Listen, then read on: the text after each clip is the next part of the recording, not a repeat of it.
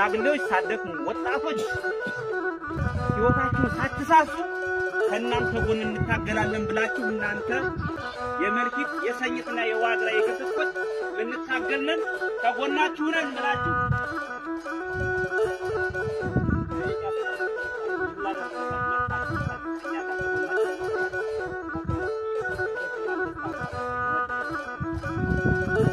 ዛሬ እናንተን ይዘን የማንሻገረው ተራራ የለም፣ የማንወጣው ተራራ የለም፣ የማናልፈው ቁልቁለት የለም።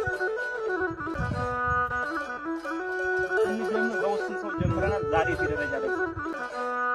አሁን ደግሞ ያለምንም ምክንያት ሳንጠራችሁ ውጣችሁ ከጎናችን ለመሆን ከእኛ ጋር መጣችሁ ቁመናችሁን አሳይታችሁ ነገ ወደ ግንባር ልትታገሉ ነው የመጣው። በዙሪያችን ያሉትን ጠላት ከእናንተ ጋር ሆነን ነፃ እናወጣለን ብላችሁ ከጎናችን መጣችሁ። ዛሬ በዚህን ሰዓት ከካምፓችን ቁጭ ብላችሁ ሀሳብ አስተያየት ተቀብላችሁ ግዳጅ ለመፈጸም መምጣታችሁ ቆርጠናል። በብርጌዱ ስም ላደረጋችሁ አስተዋጽኦ ከፍ ያለ ምስጋና አቤ ጎበኛ። ከዚህ በኋላ ይቀጥላል ትግላችን። ከዚህ በኋላ ይቀጥላል ትግላችን፣ አያቋርጥም። እናንተና እኛ አንለያይም። ቤታችን የምንገባ መቼ ነው? ጠላትን ከቀጠናችን አጥርተን እንደ አማራ እንደ ሕዝብ ነፃ ያውጥተን ማንኛውም ሕፃናት የሚወርቅበት በሰላማዊ መንገድ ሁሉም ነፃ የሆነች ሀገር መስጠት እንችል ብቻ ወደ ቤታችን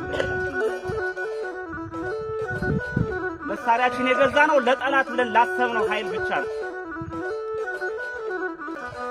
ስለዚህ በተግባር አረጋግጣችሁ ዛሬ ያሳይታችሁ። ጠላት እናንተ ከመጣችሁ ጀምሮ ሸብ ድርብ እያለ ነው፣ እየተጨነቀ ነው። ከየት የመጣ ኃይል ነው እንዲሁ ነው የመጣብን እያለ እየተጨነቀ ከየትም አይደለም የመጣ የኛ እህት ወንድም እናት አባት ወንድሞቻችን ናችሁ። ወንድሞቻችንን እናግዛለን። ጠላተኛ ቤታችን ድረስ መጥቶ እስኪበላን አንጠብቅም፣ ካለበት ድረስ ሂደን እናጠፋለን ብላችሁ ዛሬ እኛ ከጠላት መጣችሁ ከጎናችሁ ደስ ብሎኛል። በእኔ ልክ በጣም አመሰግናለሁ። በብርጌዱ ስም እናመሰግናለን።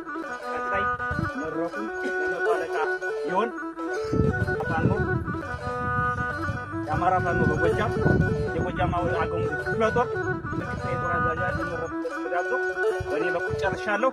እናመሰግናለን። ኑሩልን። አጨፈራለን ወይ?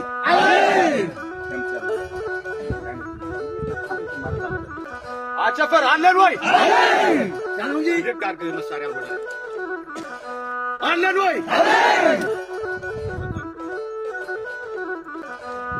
እንግዲህ እናንተን የመሰለ ጀግኖችን ያበቀለ የአማራን ሕዝብ እጅግ አድርጌ አመሰግናለሁ። በመጀመሪያ ደረጃ ፋኖነት አማራነት ነው። አማራነት ፋኖነት ነው ማለት ምን ማለት ነው?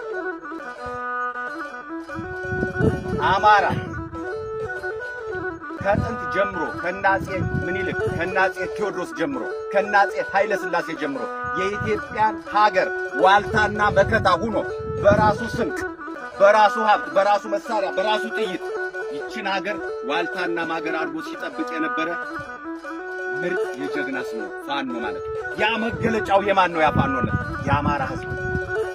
ፋኖነት አማራነት፣ አማራነት ፋኖነት ማለት ያ ጓዶች የገጠምነው ጠላት አማራ በመሆናችን ብቻ መርጦ የሚገለን የሚያጠፋን፣ ሲፈልግ እንደ ጭራሮ በቤት ውስጥ የሚያቃጥለን፣ ሲፈልግ ወደ ሕዝብ የሚተኩስ መንግስት፣ ሲፈልግ አማራ የሚባለውን